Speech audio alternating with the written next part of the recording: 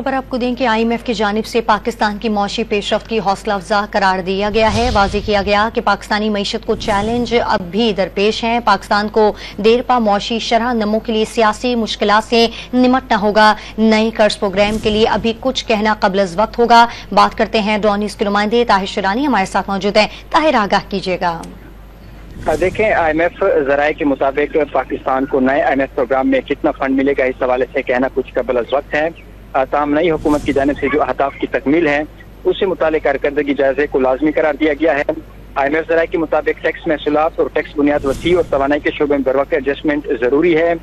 बिजली के शोबे में ट्रांसमिशन और जो डिस्ट्रीब्यूशन निज़ाम है उसको बेहतर करने की जरूरत है और तवानाई शोबे में तरीक़ेकार के तहत फैसले करना होंगे ताकि महंगाई में इजाफा न हो।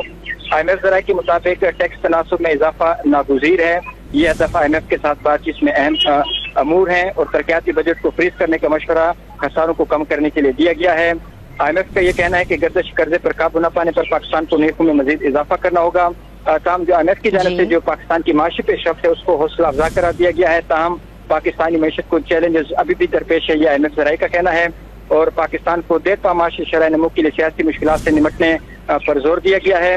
IMF का ये कहना है कि सियासी जमातों से IMF की जानिब से गुज़श्ता साल जुलाई के बाद से कोई प्रोग्राम के हवाले से बातचीत नहीं हुई है। गुज़श्ता साल जो जुलाई में बात हुई थी वही बात हुई है और जो स्टैंड बाई अरेंजमेंट है वो आइंदा माह अप्रैल में खत्म हो जाएगा और पाकिस्तान को जो आखिरी किस्त है हमें ताहिर शिरानी, आपका बहुत शुक्रिया।